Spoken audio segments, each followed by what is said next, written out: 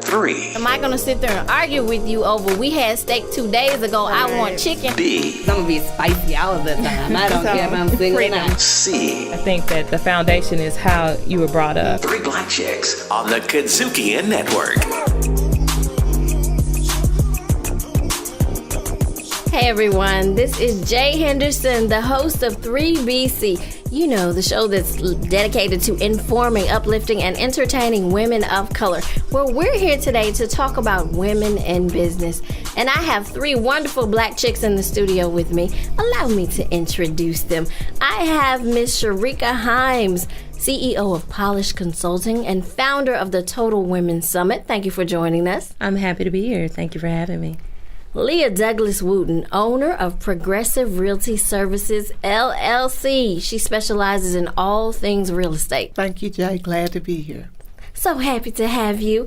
And my mentor, Mrs. Beverly Robertson, principal of Trust Marketing and incoming interim president of the Memphis Chamber. I am so excited for you. Thank you so much, Jay, and I'm so excited for all of us. Mm-hmm. Equal opportunity for all is my mantra. Mm-hmm. I love it. I love it. And I'm looking. You start in January, mm-hmm. and I'm looking forward to seeing the wonderful things that you will do. I'm looking forward to it as well. Thanks for having me.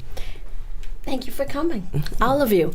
And like I stated earlier, our topic today is women in business. I was about to say all 3 of you, but actually all 4 of us. I'm a business owner myself. We are business owners. And I would like to start our discussion off with a quote that I found in an article called Black Women Entrepreneurs, the Good and the Not So Good News. An entrepreneur is someone who will jump off a cliff and assemble an airplane on the way down. But for black women entrepreneurs, they do it with only a toothpick and a napkin. Mm-hmm. And that quote was by one of the co-founders of LinkedIn, Reid Hoffman. And one of the things, and what he meant by that is that we're not always afforded the resources and the capital that other races and men have when it comes to business. So I'm going to start off with this question. We're labeled as African American business owners, and which says that we, unfortunately or fortunately, however you look at it, that we are a double minority.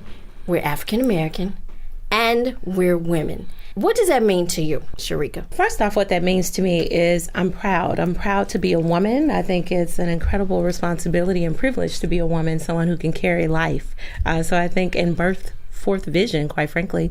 And secondly, I'm proud to be African American. Now, the flip side of that is that those 2 things come with known challenges, those that can be considered fair and disparate, but still known challenges. And so when I think about that, I think about the ways that I must sort of shore up what I want to do, how I have to really make sure it's properly packaged, how I have to make sure that I am showing up correctly, because somehow or another, when you are a black woman, you have been sort of selected and voluntold into now having to show up for the rest of the community and women. So it's an incredible burden, as if being an entrepreneur wasn't already enough burden. All right. Yeah. All right, Leah, what does it mean to be an African American female entrepreneur? Oh, it's been a wonderful, wonderful blessing for me. The thing that when they call us double minorities, for me, they don't see us coming. Mm-hmm. With 30 years in the business, all I've known is entrepreneurship. It's what I taught my daughter. It's about leaving a legacy for your kids. It's not about anything else for me. I wouldn't do anything else. I don't know anything else. It's never been a challenge except with my own race. It's never been a challenge except with my own race, because people see you as a woman, then there's a different spin. They don't want to do business with a woman. They kind of want to do business with a man. So I faced it more with my own community than I have with the outside races. But would I do anything else? Absolutely not. I was built for this. So it's as if you're not as qualified, right, because you're a woman. Right. That's what it is. It's seemingly with our own people that you're not as qualified because you're an African American woman. But 30 years, I proved them wrong. Good deal, good deal. Miss Bev. That statement means a great deal to me because I bring about 19 years of corporate experience working in corporate America, about 17 years of nonprofit experience. And then as an entrepreneur, we've been in business about 27 years. Now, that would make me about 80, right? but I am not 80. Some of that I did concurrently. Okay. Now, before you get an answer, I want to give a little bit of background on you. You were with Hilton Hotels. Holiday Inn Worldwide. Okay, yeah. Correct me. Two different. Holiday Inn Worldwide. And then you were the president of the National Civil Rights Museum, and you took it not only nationally, but internationally. Globally. Yes. Yeah, and then you and your husband Howard have Trust Marketing, which you so graciously welcomed me into that fold, and then we talked about your next step a minute ago. Yes, so now I wanted people to know how fabulous you are. Yes. So now get into what it means to you to be an African American female entrepreneur. First of all, I'm always humbled by those kinds of statements, Jay, and I really do appreciate it. I guess I don't feel that way myself, but I am honored to accept those remarks. Well, I will say this, that for as long as I have been in business, there has always been a double standard as related to Black women in business. And women are traditionally challenged because they are always viewed as less than. But you know what? All I have to do is think about my mother and my grandmother and the women on whose shoulders we all stand, because they had the courage and the persistence to overcome whatever the challenges were.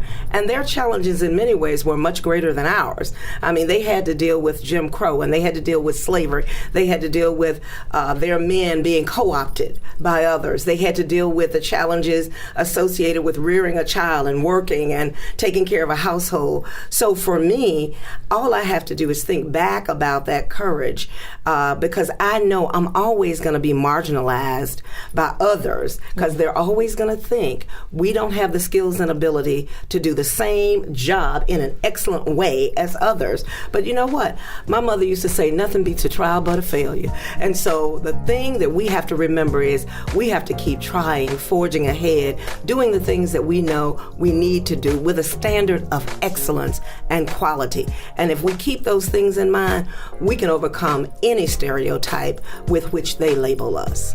You are listening to 3BC, powered by the KUDZUKIAN Network. I'm your host, Jae Henderson, and I'm here with my guests, Miss Sherica Hymes, Leah Douglas Wooten, and Beverly Robertson. 3BC, hosted by Jae Henderson, recorded at KUDZUKIAN Studios, directed, produced, recorded, and distributed by KUDZUKIAN. Hey everybody, this is Jae Henderson, the host of the all-new 3BC. If you would like to join in on today's discussion, go to our Facebook page at facebook.com/3BC and tell us what you think.